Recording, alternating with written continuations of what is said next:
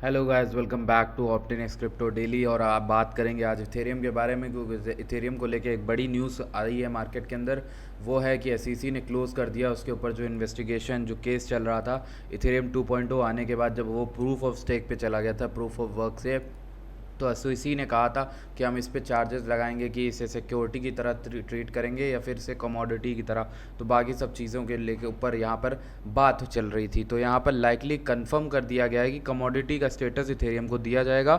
ये इंपॉर्टेंट चीज़ होती है। कमोडिटी का मतलब ये हो जाता है कि जब आप गोल्ड और सिल्वर की तरह उसे ट्रेड करते हो या किसी एक चीज़ की तरह ट्रेड करते हो, ठीक है। वहीं अगर सिक्योरिटी होता है तो सिक्योरिटीज़ वगैरह जो ट्रीट की जाती हैं वो बॉन्ड्स और ट्रेजरीज की तरह ट्रीट की जाती हैं। ये एक बहुत बढ़िया इंपॉर्टेंट बात हो गई है। एसईसी ने परमानेंटली क्लोज कर दिया भैया, टेम्परेरी नहीं क्लोज हुआ, ये परमानेंटली क्लोज हो गया केस। तो इसलिए ये बढ़िया बात है हमारे लिए, ठीक है। और इसी के साथ आप इथेरियम में प्राइस एक्शन देखोगे तो ये 3 दिन की कैंडल को सिंगल देखोगे 3340 से उठते हुए 3540 तक का, ठीक है। ये बहुत बढ़िया मूव था, बहुत अच्छा मूव था। अब मैं आपको समझाता हूँ मेरी प्लेबुक क्या थी। लास्ट टाइम हमने यहाँ पर लाइव स्ट्रीम करी थी चैनल पर, तो हम इस ट्रेड के अंदर थे। हमने आपसे ये रेड सिग्नल वाले एरिया क्लियर बताया था 3594 यानी 3594 के अराउंड। वैसे बाय द वे, अगर आपने सब्सक्राइब नहीं किया तो मेक श्योर सब्सक्राइब करिए, क्योंकि मैं आपको बताने वाला हूँ भाई कि ये रीजन हमारा कितना पिक्चर परफेक्ट वर्क किया है। अगर आप सिर्फ चैनल पर ज्वाइन होते या आप सिर्फ हमारे टेलीग्राम पर होते तो आपको ये सब चीज़ें पता चल रही होती, ठीक है, टाइम टू टाइम। अगर हम देखें यहाँ पर, ठीक है, बहुत सी चीज़ें हैं यहाँ पर। आप देखो, अनटैप लिक्विडिटी की भी बात की गई थी लास्ट लाइव स्ट्रीम में, तो वो भी मैं आप लोगों के साथ बात करूँगा, उसके बारे में बात करेंगे ही करेंगे। ईएनए की बात करेंगे। थोड़ा इंपॉर्टेंट लेवल ये वाला था, कीप एन आई बोला था जहाँ पर। तो देखो वहाँ पर रेजिस्टेंस लिया मार्केट ने, ऊपर फेक आउट दिया, एक कैंडल बनी रेड और उसके बाद धड़ाधड़ नीचे गिरता रहा है, ठीक है। अगर हम देखें वहाँ से तो अच्छा खासा फॉल आया यार, 7-8% का फॉल आया आपको, ठीक है। वो अगर जिन्होंने भी ये कैंडल क्लोज नीचे देखा और शॉर्ट किया उनका प्रॉफिट हुआ, जिन्होंने भी इस रीजन में दोबारा आते लॉन्ग किया उनका फिर प्रॉफिट हुआ, ठीक है। तो दोनों तरफ से लोगों ने पैसा बनाया, दोनों तरफ से लोगों को फ़ायदा मिला। अभी बिटकॉइन की भी बात करेंगे, बने रहिए वीडियो में अंत तक और बहुत सारी चीज़ें सीख के जाइए। अभी हम बात करें अभी क्या कर रहा है, ये रेंज मिल गई मार्केट को, पूरी की पूरी एक नई रेंज मिल गई, ठीक है, पूरी येलो।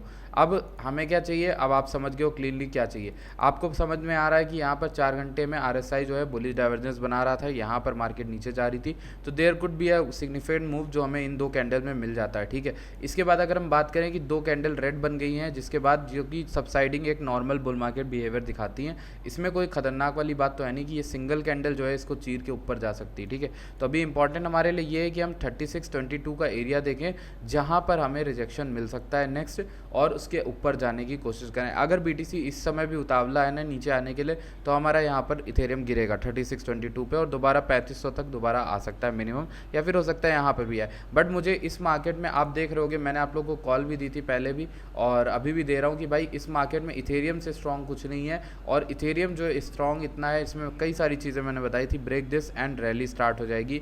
यहाँ पर बेरिश डाइवर्जेंस बुलिश डाइवर्जेंस की बात की गई थी, मतलब बेरिश प्राइस एक्शन और बुलिश आरएसआई की बात की गई थी। दोनों में गोल्डन पॉकेट भी टैप हो गया इथेरियम के अंदर। इथेरियम के अंदर काफ़ी अच्छी चीज़ें हुई हैं जो मैंने आप लोग को बताई थी। एक इसके नीचे का लेवल सिर्फ 3200 बचता है, उसके अलावा कोई लेवल है नहीं। तो हमारे पास यही एरिया था जिसमें आप एसएल ये वाला ले सकते थे। अगर आपने वो एसएल भी लिया था तो अब भी आपका एसएल हिट नहीं हुआ।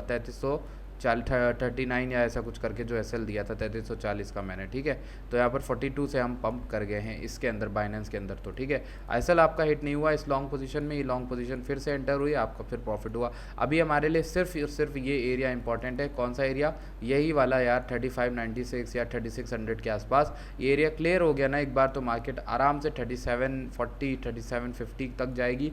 उसके बाद हमारे पास नेक्स्ट लेवल बचते हैं, ये वाला हाई नहीं, ये वाला हाई नहीं, ये वाला हाई 3820, और हमें यहाँ तक की रैली मिलेगी 3900 तक का। तो जो मेन हमारा टारगेट है जो हम लेके चल रहे हैं वो 3900 तक का लेके चल रहे हैं। 10% का मूव और एक्सपेक्ट कर सकते हैं इथेरियम के अंदर, अगर मार्केट यहाँ से जो है नहीं सही से जो है स्टेबल हो जाती है। एक बार स्टेबल भी हो जाए तो भी बड़ी बात है, ठीक है। बिटकॉइन की बात अभी करते हैं, let's move on to Bitcoin. Ethereum की बात कर ही ली है। इथेरियम का 3 डे काफ़ी अच्छा है, लेकिन इससे ज़्यादा अच्छा इसका वीकली है, जिसको मैं आपको दिखाऊंगा तो मज़ा आ जाएगी आपको।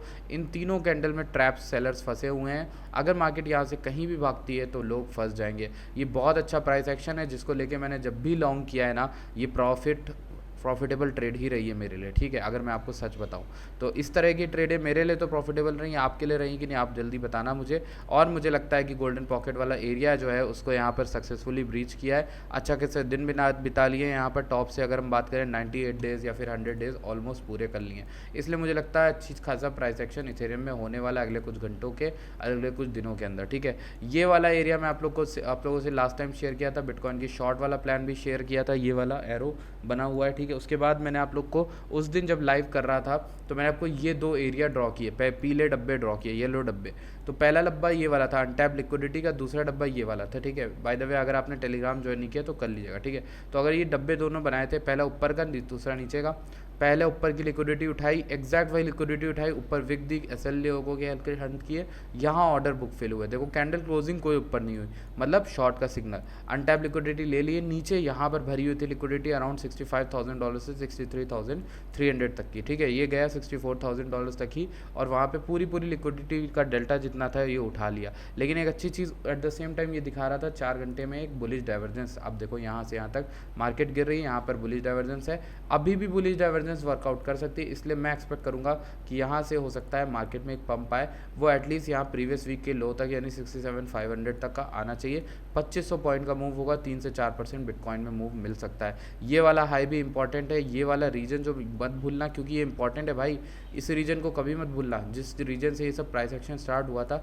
इस रीजन को मत भूलना, क्योंकि यहाँ से अगर बिटकॉइन क्लोज कर गया ना 65,600 के ऊपर तो ये दोबारा से भागेगा, और इसका पाथ पता है किस तरह से होने वाला है, इसका पाथ कुछ इस तरह से होगा, यहाँ से ऊपर गया, ठीक है, फिर भागा, रिजेक्शन लिया यहाँ, फिर इस तरह से यहाँ पर पहुँचा, ठीक है, फिर उसके बाद रिजेक्शन लेके इस तरीके से ऊपर गया।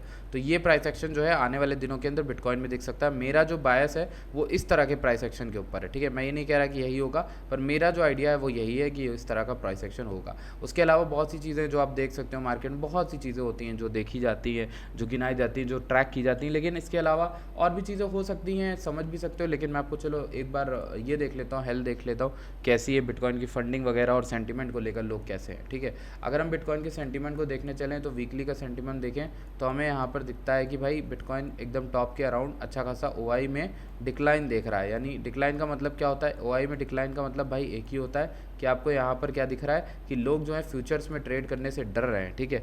फ्यूचर्स में ट्रेड करने से अगर लोग डरते हैं, दैट मीन्स कि आप यहाँ पर अच्छा खासा मतलब अगर डर रहे हैं तो आप यहाँ पर लॉन्ग वॉन्ग की पोजीशन बना सकते हो, लॉन्ग और शॉर्ट दोनों की बना सकते हो इनफैक्ट, ठीक है, दोनों की ही बना सकते हो अगर आप चाहो तो, ठीक है।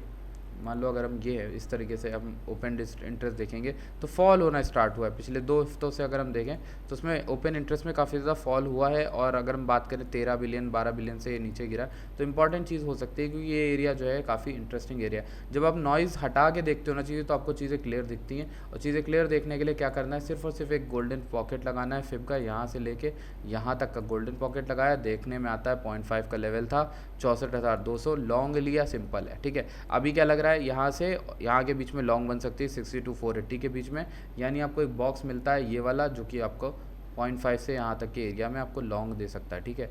ये एरिया था हमारा, ठीक है, ये वाला एरिया, ठीक है। अगर बिटकॉइन वहाँ कहीं आता है आप लॉन्ग ले सकते हो, अगर नहीं आता है तो आप यहीं से लॉन्ग बना सकते हो, आपका जो भी बायस है। ये अच्छा एरिया इसलिए भी है क्योंकि यहाँ पर क्लस्टर काफ़ी ज़्यादा वॉल्यूम का बना हुआ था, तो अगर आप इस एरिया में लॉन्ग लेते हो आपको स्टिल अच्छा खासा जो विन रेशियो वो देखने को मिलेगा, ठीक है। आपको एसएल इसके जस्ट नीचे रख लो, एंट्री यहाँ कहीं पे बना लो आप, ठीक है, और आपका टारगेट होगा मिनिमम 72, 73, 74 के, ठीक है।